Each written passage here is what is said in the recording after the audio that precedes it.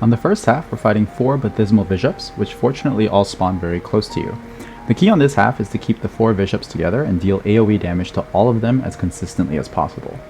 Freeze teams are great on this half because they can keep the Bishops from moving around too much and also deal a lot of AoE cryo damage. The Bishops will always open with this energy ball attack, which drains your energy if you get hit by them. I dodge this initial attack, and I also make sure to keep an eye out for them throughout the fight.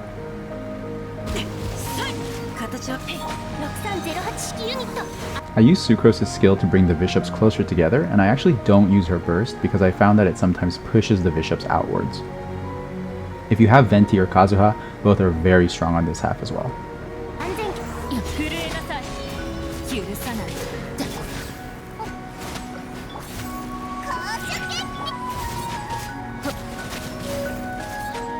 Throughout the fight, I always try to keep track of the enemy HP bars and reposition myself between rotations to focus the one with the highest remaining HP.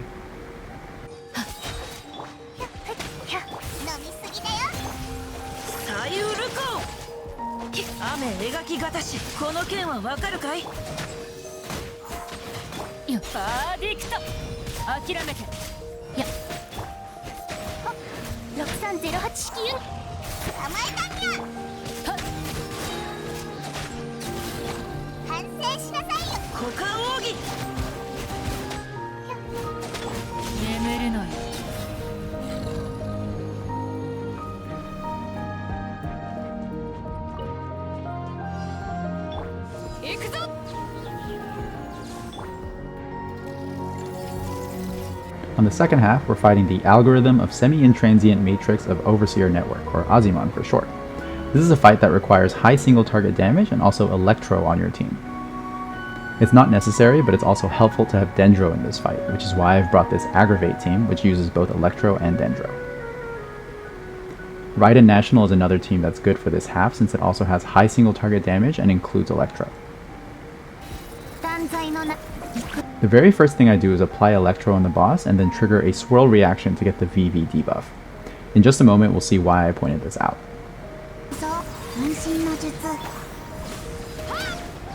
The boss always opens with its invisibility move where it summons 3 of its components and then turns invisible. It will have significantly increased res while it's invisible, and it'll use this move on every other move, so it's important to learn how to counter this consistently. After turning invisible, the boss will teleport to a random nearby location, so you'll see me panning my camera to try to find it. I start running to the front of the arena because I know the boss is teleported there. The reason I know is because of these debuff symbols that are on the boss, which show even when it's invisible. These symbols are from the VV debuff that I applied just a few seconds ago, which is why I wanted to explicitly point out that action. There are other ways of marking the boss so you can track it, like an elemental aura or a damage over time effect. But I found that these debuff symbols are really easy to see for me, so I chose VV as my preferred tracking mechanism. Once I get to the boss, I use my Traveler and Fischl to trigger a Dendro Electro reaction, which breaks the boss's invisibility. The other way to force the boss out of its invisibility is to break one of its summon components.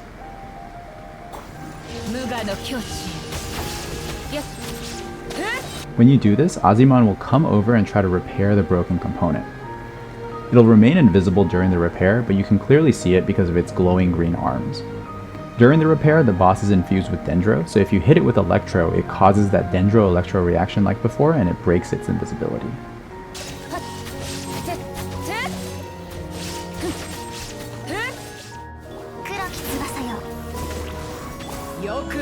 When its invisibility is broken, the boss will be stunned with decreased resistances for about 15 seconds, so that's my cue to go all in with my cooldowns.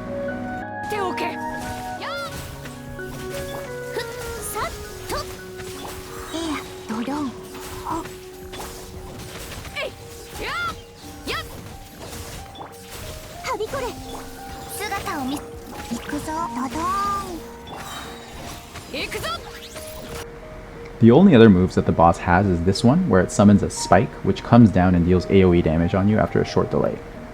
And a moving wall attack, where it summons a wide wall that pushes away from itself and continuously deals damage. The wall attack is actually pretty annoying because it displaces you pretty far from the boss and you can't dash through it with a regular sprint. You have to use a dash or teleport skill to get past it, or just make sure you're behind the boss when he uses the wall attack.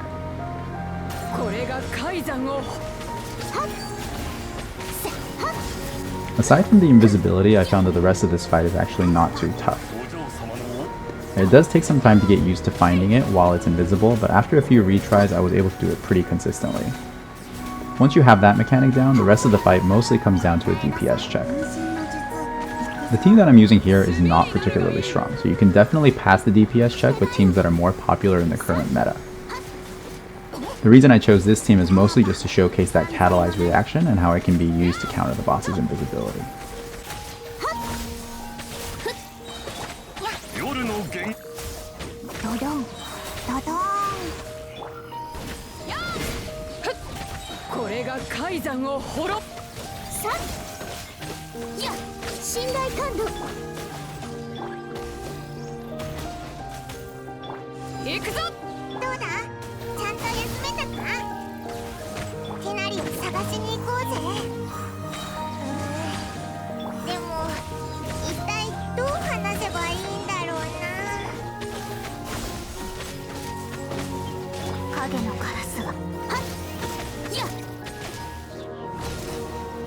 Please pardon the cameo from Paimon, the builder in the video description, and as always, thank you so much for watching.